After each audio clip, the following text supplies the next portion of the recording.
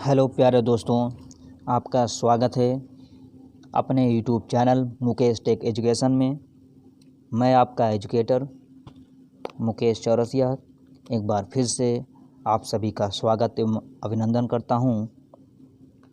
आज हम शुरुआत करने चल रहे हैं कक्षा 11 की केमिस्ट्री रसायन विज्ञान का पहला चैप्टर द्रव्य पदार्थ। आपसे उम्मीद करते हैं कि आपको ये लेक्चर समझ में आएगा। आप हर एक टॉपिक समझने के लिए तत्पर तैयार होंगे। तो उम्मीद करता हूँ इस टाइप में पढ़ाया जा रहा है तो आप समझने की कोशिश ज़रूर करेंगे। तो आज हम बात करते हैं द्रव्य या पदार्थ, जिसको बोलते हैं मैटर। ये द्रव्य या पदार्थ होते क्या हैं हम समझते हैं। हम पिछली कक्षाओं से पढ़ते चले आए हुए हैं। हम जानते हैं कि द्रव्य जो है वो एक प्रकार का, जिसमें हम कह सकते हैं भार होता है, जो स्थान घेरता है, हम उनको क्या कहेंगे, द्रव्य कहेंगे या पदार्थ कहेंगे। और हम जानते भी हैं द्रव्य या पदार्थ को 3 भागों में बांटा गया है, ठोस, द्रव और गैस। चलिए बात करते हैं आगे और देखते हैं द्रव्य होता क्या है। चलिए प्यारे स्टूडेंट, हम देखते हैं ये द्रव्य आपका होता क्या है, पदार्थ है क्या। जो स्थान घेरती है, कहने का मतलब द्रव्य देखें तो द्रव्य को 3 भागों में बांटा गया है, ठोस में, द्रव में और गैस में। हम अगर किसी वस्तु को एक जगह रख देंगे, एक स्थान पर हम उसको रखेंगे तो अपना ये कहीं ना कहीं ये स्थान घेर लेगी। या हम देख सकते हैं गैस देख सकते हैं, अभी आगे आएगा गैस क्या होता है, द्रव क्या होता है, तो उसमें आपको विस्तार पूर्वक समझाया जाएगा। तो हमने जाना क्या द्रव्य है क्या, जो स्थान घेरती है, जिसका द्रव्यमान होता है। द्रव्यमान यानी कि जिसका भार होता है, इसको बोल सकते हैं जिसका भार होता है, जिसे अनुभव किया जा सकता है। यानी कि कोई वस्तु है उसका हम अनुभव कर सकते हैं। आपके अगल बगल होने वाली घटना कह दें या अगल बगल कोई वस्तु हो जिसका हम अनुभव कर सकते हैं, वही क्या कहलाता, हमारा द्रव्य कहलाता है। चलिए आगे बढ़ते हैं, देखते हैं द्रव्य को कितने भागों में बांटा गया है। तो आप देख सकते हैं क्लासिफिकेशन ऑफ मैटर। द्रव्य को 2 भागों में बांटा गया है। पहला आपका दिख रहा है फिजिकल क्लासिफिकेशन, दूसरा आपको दिख रहा होगा केमिकल क्लासिफिकेशन। यानी कि फिजिकल क्लासिफिकेशन यानी कि भौतिकी और केमिकल क्लासिफिकेशन मतलब रसायन। 2 भागों में बांटा गया है, भौतिक वर्गीकरण और रसायन वर्गीकरण में बांटा गया है। तो जो फिजिकल वर्गीकरण में बांटा गया है, तो फिजिकल को 3 भागों में बांटा गया है। पहला सॉलिड, दूसरा लिक्विड, तीसरा गैसेस। सॉलिड यानी कि ठोस, लिक्विड यानी कि द्रव, गैस यानी कि गैसी। और जो केमिकल है, केमिकल को 2 भागों में बांटा गया है। आप देख सकते हैं यहाँ से प्योर सब्सटेंस और दूसरा मिक्सचर। हम यहाँ समझते हैं प्योर सब्सटेंस होता क्या है। जो प्योर सब्सटेंस है उसको बोलते हैं शुद्ध पदार्थ बोलते हैं, जो मिक्सचर होता है उसको हम मिश्रण बोलते हैं। क्लियर है। जो प्योर सब्सटेंस है, हम देख सकते हैं प्योर सब्सटेंस को 2 भागों में बांटा गया है, एलिमेंट में बांटा गया है और कंपाउंड में बांटा गया है। और जो मिक्सचर है उसको 2 भागों में बांटा गया है, होमोजीनियस मिक्सचर और हेटेरोजीनियस मिक्सचर में बांटा गया है। तो यहाँ से हम देखिए, हम समझते हैं क्या, जो मैटर है, जो द्रव्य है, उनको 2 भागों में बांटा गया है, physical classification, chemical classification. Physical classification होता क्या है, इसको 3 भागों में बांटा गया है। आप देख सकते हैं सॉलिड, लिक्विड, गैसेस मतलब ठोस, द्रव और गैस। और जो केमिकल है उसको 2 भागों में बांटा गया है, प्योर सब्सटेंस और मिक्सचर। प्योर सब्सटेंस होता है शुद्ध पदार्थ होता है, मिक्सचर मतलब होता है मिश्रण होता है। क्लियर है। अब यहाँ समझते हैं ये जो शुद्ध पदार्थ, जो प्योर सब्सटेंस है, जो शुद्ध पदार्थ, उसको 2 भागों में बांटा गया है, एलिमेंट और कंपाउंड। तो एलिमेंट में तीन प्रकार के एलिमेंट आते हैं, जिनको बोलते हैं, पहला हम मेटल, दूसरा होता है मिलॉइड, तीसरा होता है नॉन मेटल। मेटल को हम कहते हैं धातु, मिलॉइड को बोलते हैं उपधातु, नॉन मेटल को बोलते हैं अधातु। क्लियर है। और कंपाउंड को दो भागों में बांटा गया है, ऑर्गेनिक कंपाउंड और इनऑर्गेनिक कंपाउंड। यानी कि ऑर्गेनिक मतलब कार्बनिक यौगिक, इनऑर्गेनिक मतलब होता है अकार्बनिक यौगिक। अब मिक्सर को दो भागों में बांटा गया है, होमोजीनियस मिक्सचर और हेट्रोजीनियस मिक्सचर। होमोजीनियस मिक्सचर यानी कि क्या होता है आपका समांगी मिश्रण, हेट्रोजीनियस मिश्रण मतलब विषमांगी मिश्रण। तो यहाँ से हम जाने क्या क्लासिफिकेशन होता क्या है, एक बार फिर से हम लोग अच्छी तरह समझते हैं इसको। चलिए डियर स्टूडेंट समझते हैं फिर से एक बार इसको। द्रव हमने देखा क्या, द्रव को दो भागों में बांटा गया है, physical classification, chemical classification. Physical को तीन भागों में बांटा गया है, आप देख सकते हैं सॉलिड, लिक्विड और गैस में। और केमिकल को दो भागों में बांटा गया है, प्योर सब्सटेंस और मिक्सर में।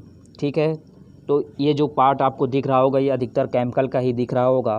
प्योर सब्सटेंस यानी कि शुद्ध पदार्थ, शुद्ध पदार्थ को दो भागों में बांटा गया है, एलिमेंट और कंपाउंड। एलिमेंट मतलब होता है धातु, कंपाउंड मतलब होता है यौगिक।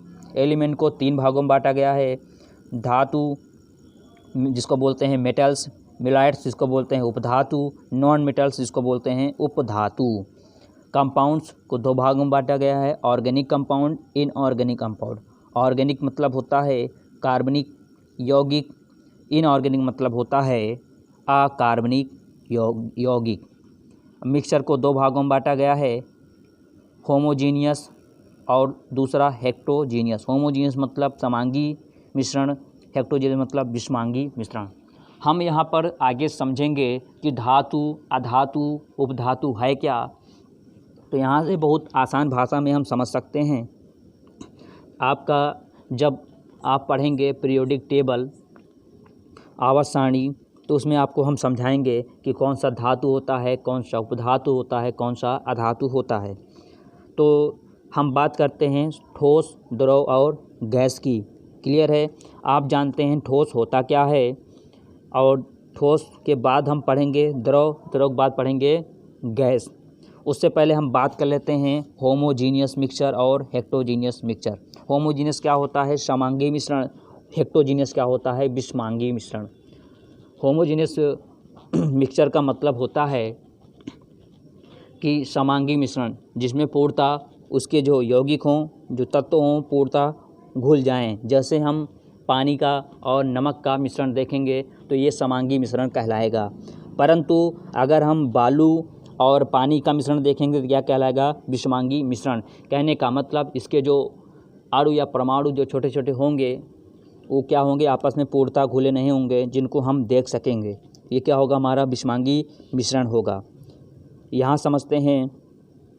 अब बात आती है किसकी, फिजिकल क्लासिफिकेशन में सॉलिड, लिक्विड और गैस। चलिए हम देखते हैं ये सॉलिड, लिक्विड, गैस होता क्या है। चलिए प्यारे मित्रों, हम समझते हैं ये फिजिकल क्लासिफिकेशन ऑफ मैटर में भौतिकी अवस्था में के आधार पर तीन प्रकार में इसको वर्गीकृत किया गया है। आपने देखा पहला सॉलिड स्टेट, दूसरा लिक्विड स्टेट, तीसरा गैसियस स्टेट। सॉलिड स्टेट यानी कि ठोस अवस्था। ठोस अवस्था हम देखेंगे तो इसका आकार और आयतन दोनों ही क्या होते हैं, निश्चित होते हैं। कहने का मतलब इसका जो आकार होगा और इसका जो आयतन होगा दोनों ही निश्चित होगा। आप कोई भी देख लीजिए, आप अपने घर में, आपके घर में एक चेयर होगी, मेज होगी, आप कुछ भी देख सकते हैं। आपकी एक पेन, जिससे आप पेन से लिख रहे होंगे इस समय, आपकी जो पेन है उसका एक आकार निश्चित है, उसका एक आयतन निश्चित है। वो क्या है, आपका सॉलिड स्टेट है। क्लियर है, मतलब ठोस अवस्था है। दूसरा क्या है, लिक्विड फेस। लिक्विड स्टेट क्या है आपका, द्रव अवस्था क्या होती है, इसका आयतन तो निश्चित होगा परंतु आकार अनिश्चित होगा। कैसे, जैसे अगर हम देखें तो आपके घर में कोई बॉटल होगी, करीबन 1 लीटर की बॉटल होगी या 2 लीटर की बॉटल होगी। तो ये जो बॉटल है, जो लीटर की बात की जाती है, 1 लीटर बात की जाए या 2 लीटर की बात की जाए, ये जो लीटर की बात आती है यही क्या होता है, आयतन को दर्शाता है।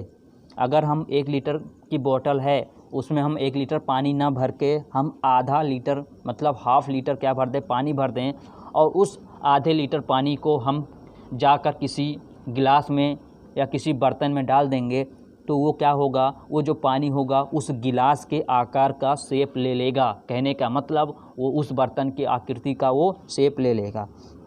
या और भी आप देख सकते हैं, दूध ही ले लीजिए, दूध को गिलास में रखेंगे तो गिलास का आकार का रहेगा, या किसी आप बर्तन में रखेंगे तो उस बर्तन के आकार का ले लेगा। तो आप समझ सकते हैं आयतन तो निश्चित होगा परंतु आकार निश्चित नहीं होगा। अगला है गैसेस स्टेट, जिसको बोलते हैं गैस अवस्था। इसका आकार और आयतन दोनों ही क्या होता है, अनिश्चित होता है। अनिश्चित क्यों होगा, क्योंकि आप देख सकते हैं आपके घर में गैस होगी, गैस जिस पे खाना पकता है, वो गैस है क्या, अगर बाई चांस वो गैस कहीं से लीकेज कर रही है तो पूरे कमरे में फैल जाती है, तो वो क्या होगी, गैस पूरे कमरे की ही क्या ले लेगी, वो आकृति ले लेगी और उसका क्या होगा, चारों तरफ उसकी खुशबू फैल जाएगी। जो खुशबू फैलेगी वो क्या कहलाएगा, हमारा आयतन कहलाएगा। या जो हम इत्र का यूज करते हैं, कहने का मतलब जो हम परफ्यूम यानी कि जो हम सेंट जिसको बोलते हैं यूज करते हैं, यदि उसका ढक्कन हम खोल दें तो पूरे कमरे में उसका महक खुशबू उसकी पहुंच जाएगी। तो इस प्रकार हम समझे क्या कि ठोस क्या होता है, जिसका आकार और आयतन क्या होता है, आयतन और आकार दोनों ही निश्चित होता है, वो क्या कहलाता है, हमारा ठोस कहलाता है। लिक्विड स्टेट मतलब द्रव अवस्था, जिसका आकार और आयतन क्या हो, आयतन तो निश्चित होगा परंतु आकार अनिश्चित हो जाएगा। क्लियर है। गैसेस स्टेट क्या होता है, आकार और आयतन दोनों ही क्या होता है, अनिश्चित होता है। क्लियर है।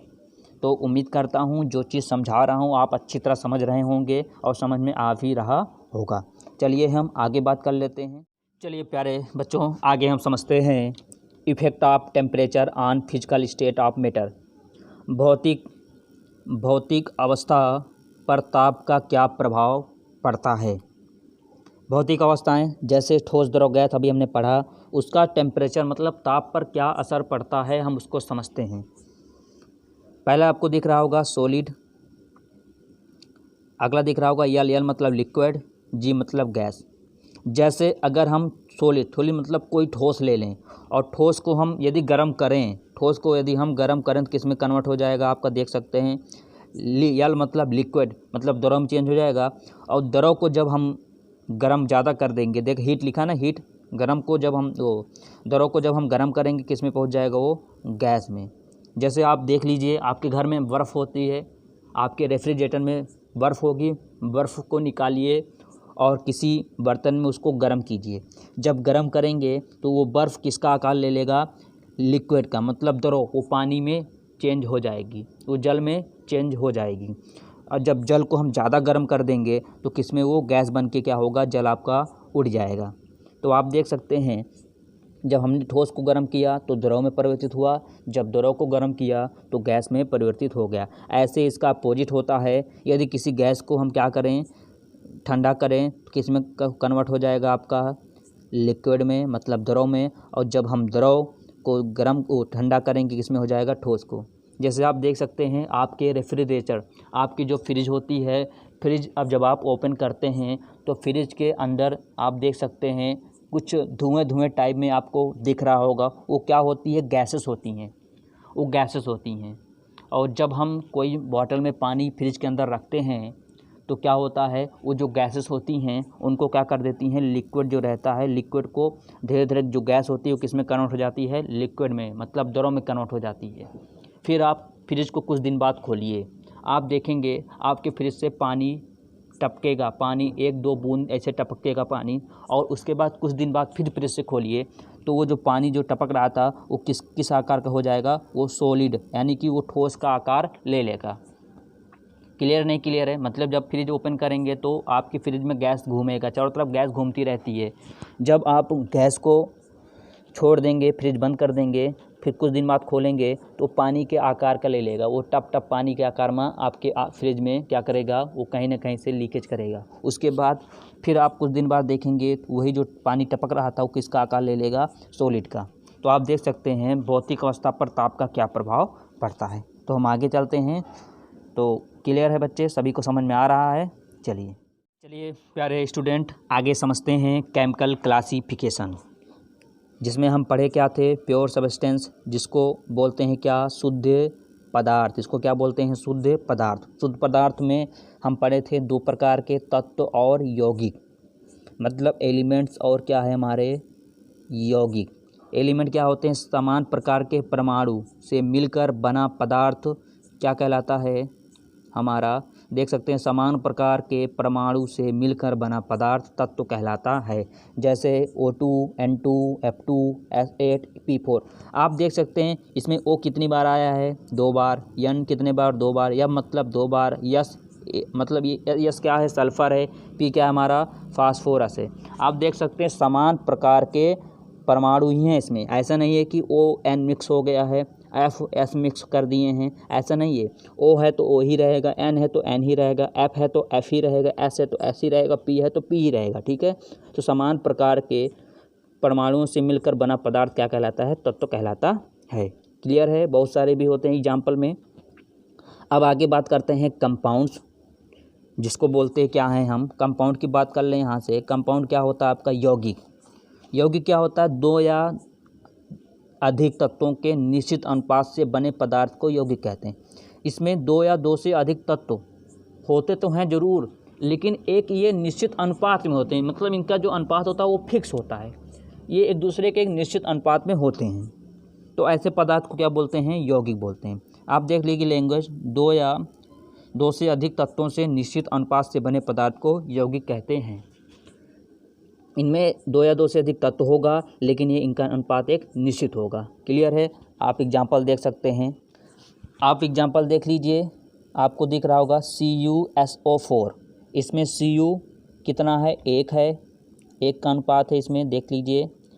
और S कितना है? S का भी 1 अनुपात है। O कितना है? O का 4 अनुपात है। ये एक निश्चित अनुपात में रखा गया, 1:4 के अनुपात में ये रखा गया है।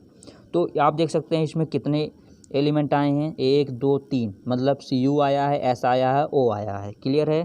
तो यहाँ से हम देख सकते हैं इनमें 2 या 2 से अधिक भी तत्व आए हुए हैं, लेकिन इनका एक निश्चित अनुपात है। क्लियर है? आप देख सकते हैं, अगला दिख रहा होगा आपको NaCl। यहाँ से Na 1 आया हुआ है, Cl भी कितना आया हुआ? 1। Na क्या है? सोडियम है, Cl क्या है? क्लोरीन है। क्लियर है? यहाँ पे देख लीजिए CO2, C 1 आया है, O 2 बार आया है, 2 आया है इसका। H कितना आया? 2। O कितना आया? O। यहाँ से C2H6। ऐसे ही बहुत एग्जाम्पल होते हैं, आप इसको देख सकते हैं। क्लियर है? आगे बात करें, चलिए प्यारे स्टूडेंट, आगे समझते हैं एलिमेंट्स। धातु होता क्या है? ठीक है, एलिमेंट्स मतलब तत्व। तत्व कितने प्रकार के होते हैं? हमने देखा था तत्व 3 प्रकार के, मेटल्स, मिलाइट्स और नॉन मेटल्स। तो अगर हम मेटल्स को समझ जाते हैं तो नॉन मेटल्स को भी समझ जाएंगे। मेटल्स क्या होता है? धातु क्या होती हैं? कठोरती होती हैं। हार्डनेस मतलब कठोरता होती हैं। जो धातु होती हैं बहुत ही कठोर होती हैं। दूसरा पॉइंट क्या है? मेलियाबिलिटी मतलब होता है आघात वर्धनीयता। आघात वर्धनीयता क्या होता है? मतलब अगर इसका हम कितना भी इस पर हम घात लगाएं, ये क्या होती है? अपने आकार को बिखरने नहीं देगी, मतलब बिखरेगी, लेकिन क्या होगा? घात सहने के मतलब ये भंगुर नहीं होगा। हम कह सकते हैं कुछ चीज़ें ऐसी होती हैं, अगर हम एक हथौड़ा उस पर मार देते हैं तो क्या हो जाती है? भंगुर हो जाती है, चूर चूर हो जाती हैं। लेकिन ये ऐसे नहीं होती, ये चिपक जाएगी लेकिन ये टूटेगी नहीं। आप देख लीजिए, धातु क्या समझे कि कठोरता होती है और आघात वर्धनीयता होती है, मतलब इसमें घात सहने की क्षमता होती है। इसको पीटेंगे तो ये चिपटी हो जाएगी, परंतु ये क्या होगी? भंगुर नहीं होगी। अगला होती है डक्टिसिटी, जिसको बोलते हैं क्या? डक्टिसिटी यानी कि तन्यता। तन्यता मतलब अगर इसको हम खींचेंगे क्या होगा? ये तार के आकार के रूप में शेप ले लेगी, परंतु ये टूटेगी नहीं। क्लियर है? आगे है हाई टेंसाइल स्ट्रेंथ, मतलब होता है उच्च तननशीलता। तननशीलता भी आप समझे, तन्यता ही क्या है? उच्च तननशीलता है। इसको खींचते जाएं, मतलब एक पीटेंगे एक तार के आकार में शेप ले लेगी, इसको मोड़ेंगे तब भी ये टूटने वाली नहीं है। क्लियर है? अगला क्या है? Metallic lecture. मेटालिक लेक्चर क्या होता है आपका? धात्विक चमक। इसमें एक विशेष प्रकार की चमक पाई जाती है। ठीक है, इसमें क्या होता है? विशेष प्रकार की चमक पाई जाती है। अगला क्या है? Conductor of heat and electricity. इसमें क्या होता है? ये विद्युत और ऊष्मा के क्या होते हैं, चालक होते हैं। विद्युत और ऊष्मा के क्या होते हैं, चालक होते हैं। अगर यही गुण न पाया जाए किसमें, अधातु में, तो क्या कहलाता है, अधातु। तो अगर आपको धातु याद होगा तो आप अधातु बनाकर लिख सकते हैं। ऐसा क्वेश्चन आता है आपके एग्ज़ाम में, पूछ लेते हैं धातु और अधातु में क्या अंतर है। तो ऐसा क्वेश्चन एग्जामिनर बना देते हैं। तो यहाँ से हम समझेंगे, अगर कठोर नहीं होगी तो अधातु होगा, अगर आघातवर्धिता नहीं होगी तो अधातु होगा, तन्यता नहीं होगी तो क्या होगा, नॉन मेटल मतलब कि अधातु होगा। तो यहाँ समझ सकते हैं इसी का जस्ट अपोजिट ही क्या होता है, नॉन मेटल्स होता है। अब बीच में आपको दिख रहा होगा मेलाइट मतलब क्या होता है, मेटलॉइड मतलब क्या होता है आपका, ये होता है उपधातु। उपधातु क्या होता है, धातुओं के कुछ गुण और अधातुओं के, आप देख धातुओं के कुछ गुण और अधातुओं के कुछ गुण को क्या करें, हम मिला दें। क्या करें, हम मिला दें। जब अधातुओं और धातुओं के कुछ गुण हम मिला देंगे तो वही क्या बना देगा, हमारा उपधातु। तो क्लियर है, समझ में आया होगा। चलते हैं हम आगे। चलिए डियर, आज के लेक्चर का ये लास्ट टॉपिक है। लास्ट टॉपिक आपका क्या है, कंपाउंड्स। कंपाउंड्स को हम देखे थे, 2 भागों में बांटा गया था, इनऑर्गेनिक और क्या दिख रहा है आपको, ऑर्गेनिक। इनऑर्गेनिक मतलब अकार्बनिक रसायन, ऑर्गेनिक मतलब कार्बनिक।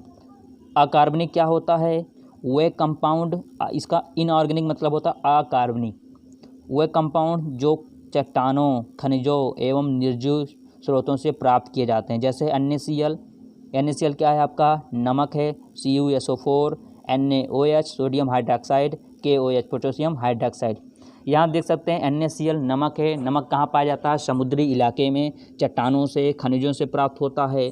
और आप देख सकते हैं तेल, देख सकते हैं तेल कहाँ से होता है, निर्जीव स्रोतों से, खनिजों से ये सब प्राप्त होता है। तो ये जो चीज़ मतलब चट्टानों और खनिजों और निर्जीव स्रोतों से प्राप्त होते हैं उन्हें क्या बोलते हैं, अकार्बनिक यौगिक। क्लियर है। अब बात आती है ऑर्गेनिक कंपाउंड, जिसको बोलते हैं कार्बनिक यौगिक। ये कार्बनिक यौगिक क्या होते हैं, कार्बन के यौगिक जिनका मुख्य स्रोत जीव जंतु एवं पौधों से होता है। मतलब इसको कह सकते हैं जीव प्राणी से, जीव जंतु या पौधों से होता है। जैसे CH4, C2H6, C2HO5, C2H5OH, CH3, COOH, ये क्या हैं, ये सब कार्बन के एक रूप हैं। कार्बन के क्या हैं, सब एक रूप हैं। तो इसमें लिखा भी गया, आप देख क्या लिखा है, कार्बन के यौगिक। कार्बन के यौगिक यहाँ लिखा भी गया है, कार्बन के यौगिक जिनका मुख्य स्रोत जीव जंतु एवं पौधों से होता है। तो आप समझे क्या इनऑर्गेनिक कंपाउंड और ऑर्गेनिक कंपाउंड क्या होता है। तो उम्मीद करता हूँ ये लेक्चर आपको समझ में आया होगा। अगर आपको नहीं आता, एक बार फिर से आप वीडियो को बैक कीजिए, आप देखिए।